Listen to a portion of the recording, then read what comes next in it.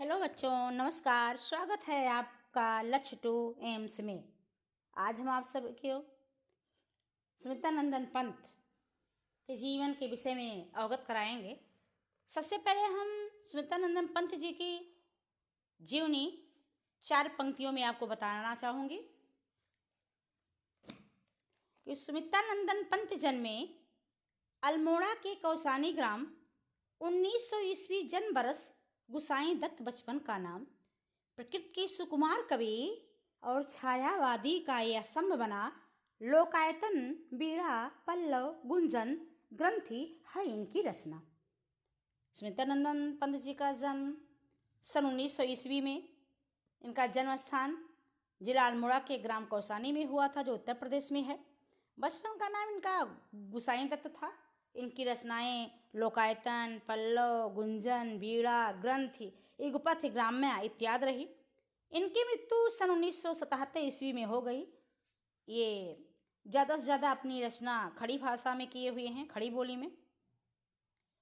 और अगर ये देखा जाए तो साहित्य में इनकी जो विशेष बात है वो छायावादी के प्रमुख स्तंभ, प्रकृति के सुकुमार कवि के नाम से प्रसिद्ध हैं। आज हम सभी इंटर के सामान्य हिंदी जो पद्य खंड है सुमित्रानंदन पंत द्वारा रचित बापू के प्रति, उसके विषय में आपको अवगत कराऊंगी। तो सबसे पहले बापू के प्रति, तो जो बापू की प्रति रचना है ये युगांत काव्य संग्रह से उद्धृत प्रस्तुत कविता में पंत जी ने गांधी जी को महामानव के रूप में चित्रित करके उनके सिद्धांतों का उल्लेख करते हुए उन्हें अपनी श्रद्धांजलि अर्पित की है। देखते हैं फिर क्या है। तुम मांसहीन, तुम रक्तहीन, हे अस्त शेष तुम अस्तहीन, तुम शुद्ध बुद्ध आत्मा केवल, हे चिर पुराण हे चिर नवीन, तुम पूर्ण इकाई जीवन की, जिसमें असार भाव शून्य लीन, आधार अमर होगी जिस पर भावी की संस्कृति समासीन। तो मेरे प्रिय बच्चों, ये बोर्ड परीक्षा में बहुत आता है। अगर देखा जाए very important in the board परीक्षा। तो सबसे पहले चलते हैं हम इसके शब्दार्थ पर। मांसहीन, जिसके शरीर पर मांस न हो। रक्तहीन, खून की कमी का शिकार हुआ व्यक्ति। अस्त शेष, जिसके शरीर पर सिर्फ हड्डियां ही शेष बची हों, अर्थात बहुत कमजोर व्यक्ति। फिर बुद्ध, बुद्ध माने ज्ञानी। चिरपुराण, जो परंपरागत संस्कृत के पोषक होते हैं। चिरनवीन, सदैव नई संस्कृति के प्रतीक। आसार मतलब सारहीन अर्थात तत्व रहित। भव का मतलब होता है संसार। भावी माने भविष्य की। समासीन माने पुनः दोबारा प्रतिष्ठित। आते हैं, हमें लगता है संदर्भ आप सभी लिखना जानते ही होंगे, फिर भी मैं आपको उससे अवगत कराऊंगी। प्रस्तुत पद्यांश हमारी पाठ्य पुस्तक काव्यांजलि में संकलित तथा सुमित्रानंदन पंत द्वारा लिखित बाबू के प्रति शीर्षक कविता से उद्धृत है। प्रिय बच्चों, 2 नंबर का केवल आपका संदर्भ ही आता है। इस संदर्भ में को हम सही लिख ले गए तो हमारा 2 नंबर पक्का। चलते हैं प्रसंग पर। प्रस्तुत पद्यांश के माध्यम से राष्ट्रपिता महात्मा गांधी का गुणगान किया गया है। क्या? प्रस्तुत पद्यांश के माध्यम से कवि ने राष्ट्रपिता महात्मा गांधी का गुणगान किया।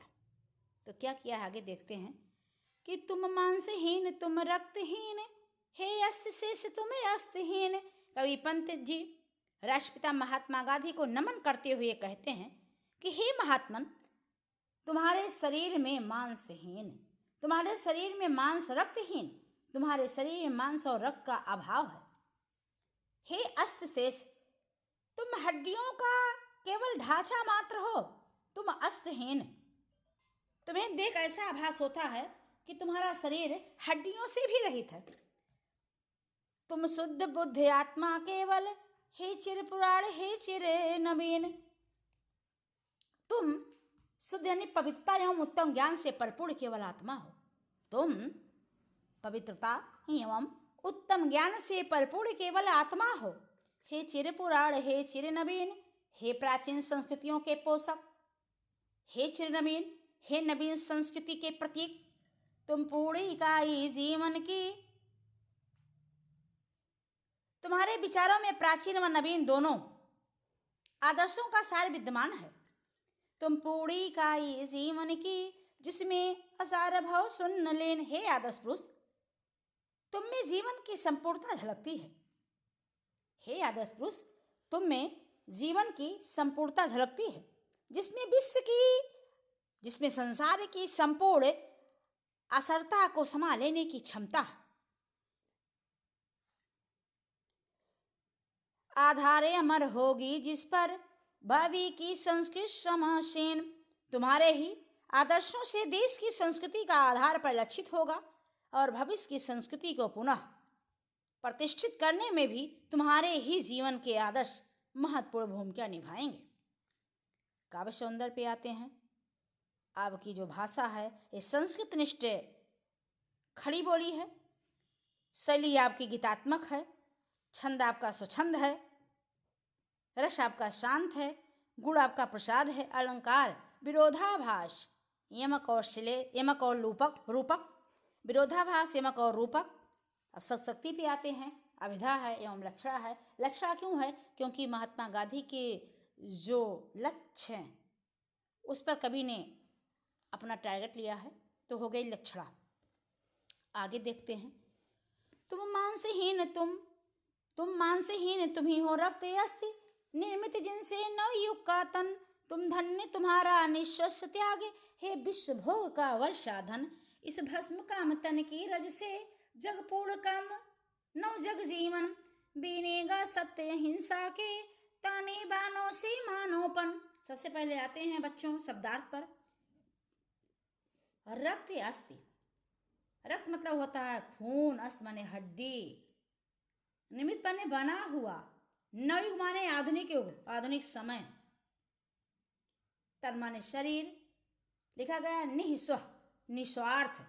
वर का मतलब होता है बच्चों श्रेष्ठ। भस्म काम अपनी समस्त इच्छाओं को भस्म करना।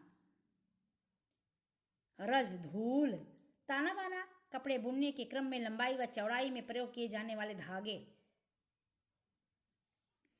चलते हैं इसके प्रसंग पर। तो प्रस्तुत पद्यांश में राष्ट्रपिता को नवयुग के निर्माता के रूप में कवि ने प्रस्तुत किया है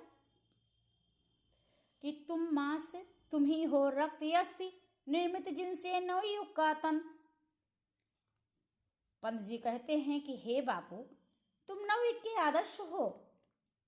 जिस प्रकार शरीर के निर्माण में मांस, रक्त और हड्डियों की भूमिका महत्वपूर्ण होती है, जिस प्रकार शरीर के निर्माण में मांस, रक्त यानी खून और अस्थि यानी हड्डियों की भूमिका महत्वपूर्ण होती है, ठीक उसी प्रकार से इस आधुनिक युग के निर्माण में तुम्हारे अच्छे आदर्शों का मूल्य योगदान है। तुम धन्य तुम्हारा निस्वस त्याग, हे विश्व भोग का वर्षाधन। हे बापू, आप धन्य हो, तुम धन्य हो, और तुम्हारे द्वारा निस्वार्थ भाव से किया गया सर्वस्व त्याग संपूर्ण जगत को कल्याण का मार्ग दिखाएगा। इस भस्म काम तन की रस से जग पूर्ण काम नव जग जीवन। यह संसार तुम्हारे बताए हुए आदर्शों का पालन करते हुए अपनी समस्त कामनाओं को भस्म कर उसकी राख से सत्य और अहिंसा के सिद्धांत को आत्मसात करेगा यानी अपनाएगा। बीनेगा सत्य हिंसा के ताने बानों से मानोपन।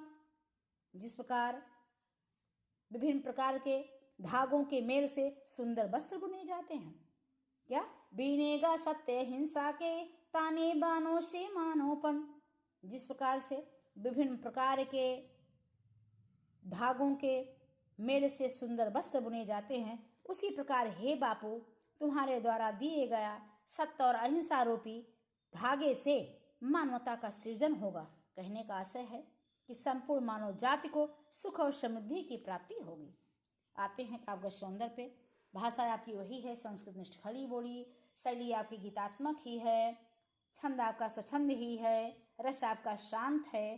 गुण आपका प्रसाद है। अलंकार आपका रूपक और उपमा है। सब शक्ति आपकी अभिधा एवं लक्षणा। इस प्रकार आज यहीं तक। धन्यवाद।